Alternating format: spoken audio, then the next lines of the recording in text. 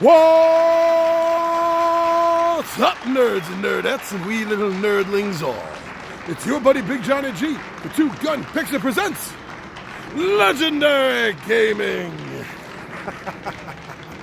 Welcome back, everyone. Thank you very much for joining me, for coming out in this cold December day. I'm the only one that's out in it, actually, but thank you for joining me here regardless for this Midday Monologue Monday. And today, I want to talk about something that, oddly enough, I had a dream about. I had a dream the other day, and this has been on my mind since then.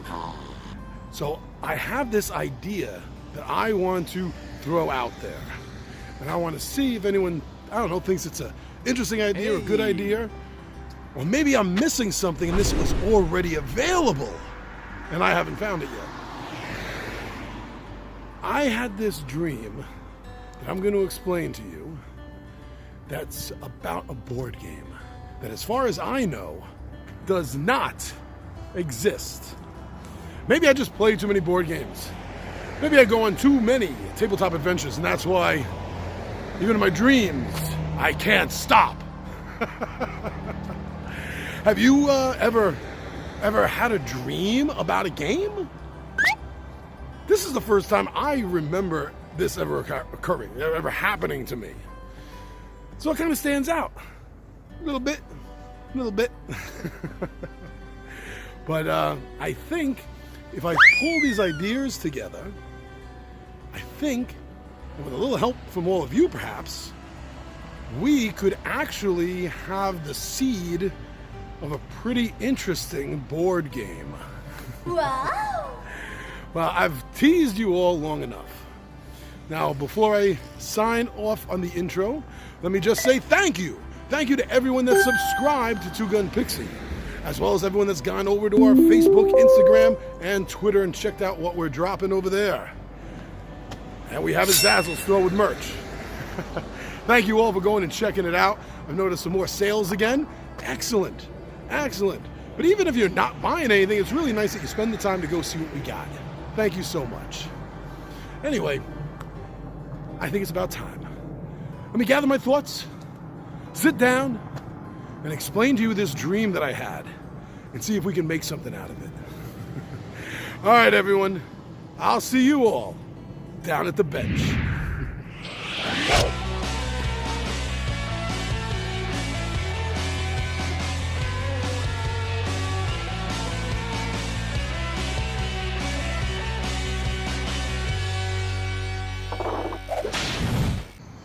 Oh, thanks for joining me. Different location, a few people up at the bench. So I decided to come over here. It's been a while since I shot at this particular location, and as you can tell, the last time I was here, you couldn't see anything behind me at all but foliage. All right, so yeah, let me tell you. Now, I don't remember much from this dream, but what I remember is like, why? This hasn't been done before? So I had this dream that the gang was over my place. Actually, it wasn't like T-Bone and Oregon Al. You know, like when you dream, you know the person you're interacting with in the dream, but they don't look like anyone or anyone you know. It was like one of those situations in the dream. So I had the gaming group over, and we decided to play a Spider-Man game. Now, I don't own a Spider-Man game. There's a lot out on the market concerning Spider-Man, but I don't own a Spider-Man game. And in the dream, it was like 3D. Now, I've had a fascination with 3D boards and 3D games ever since I was a kid. When I was a little kid, there was a Hobbit board game. I'll find the picture of it and I'll put it up. There was, I think it was a Hobbit board game, and it was 3D. It was the first time in my life I had ever seen a pop-up board, so to speak, with 3D aspects to it. Game of Life. It has 3D, little buildings and everything on it. Firefly Adventures, Brigands and Browncoats, has 3D environments, 3D trays that make the buildings for the map, and the same thing we find now in the just released Tiny Epic Tactics. Maybe these have been on my mind. So in the dream, it was built like that. It had a board that was a city board. It looked like you were looking down, bird's eye view, onto a city.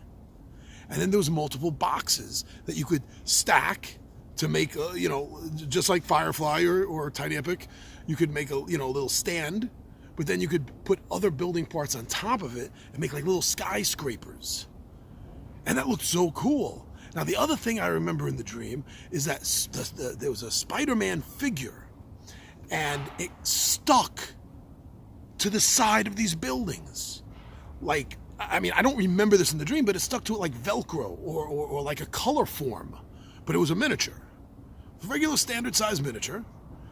And you could place it from different levels of the buildings or different buildings. And that's what I remember from the dream.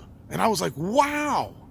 So I did a little search. I was looking for Spider-Man board games. See, maybe this is something I saw and I forgot about it. No, I'm telling you, I found a lot of Spider-Man games.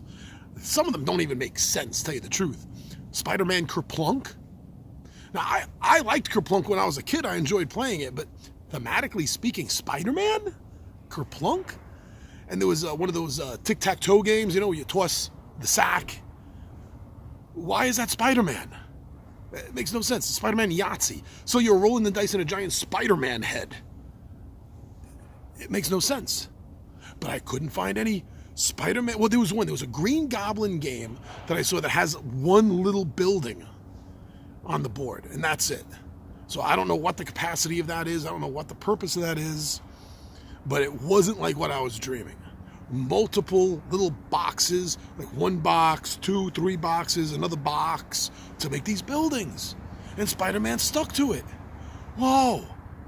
Now, thinking about Spider-Man, every interview I have ever seen with Stan Lee, rest his soul, whenever he's talking about Spider-Man and how he thought of the character, he always says that it had to do with watching a fly climbing on the wall and realizing that, as far as he knew at the time, which he was right, there was no superhero that could climb walls like a fly. And he just made him a spider because spiders are kind of cooler than flies.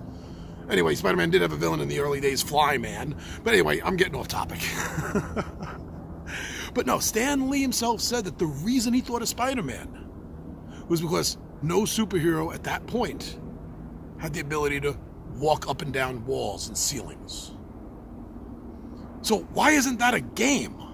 Why don't we have a Spider-Man board game with 3D building environments that you're able to clip him onto? It doesn't have to be Velcro or colorform. Maybe just the way his hand is, right? Maybe his hand is kind of clocked this way, so it can hold on to like a little bit of ledge, and you can get Spider-Man, on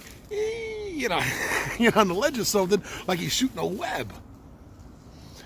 I also think of the fact that I play a lot of Dungeons & Dragons, a lot of Dungeons & Dragons miniatures. I also play a lot of games involving WizKids miniatures. And whenever they have to use a flying character, I love that they use that clear-through plastic, right? That see-through plastic, that clear plastic, and that they're on top of that. Give it the illusion that they're flying. So why not do that in this game with the Green Goblin? Have like 2 Green Goblin minis, one on his Goblin flyer, and then one without him flying, where he's just, like on the ground, or, ready to punch or something like that, or has a pumpkin bomb in his hand. But the idea of, like I was saying, Spider-Man, maybe he just kind of holds onto, clips onto, that would also work with a Dr. Doom, love Dr. Doom, but no, a Dr. Octopus villain, right? With those arms of his, those mechanical arms, also make it so he could latch on and climb buildings, as he does in the comic books. He uses those to scale walls and try to catch Spider-Man. So a 3D Spider-Man game. We have other games, as I pointed out, that have 3D building effects on them. And they don't seem to really raise the price of the board game very much at all. Hardly at all noticeable from what I could tell. So why isn't anyone on top of this? What do you think that is? What do you think of that idea? This 3D board with buildings on it for a Spider-Man board game. I have nothing else on it. I don't know what the game mechanics would be. I don't know how it would play out in any way, but I know that I had this dream and it is stuck in my head. 3D environment board game based on Spider-Man. So what do you think of that idea? And is there anything on it that you would add onto it? Maybe you can think of something to make it an even better idea. I don't know. But from what I've seen doing this search after I had this dream, most of the Spider-Man games out there have very little to do with the character, with the IP, with the franchise, with the theme of Spider-Man himself. They're just cashing in on the fact that it's Spider-Man.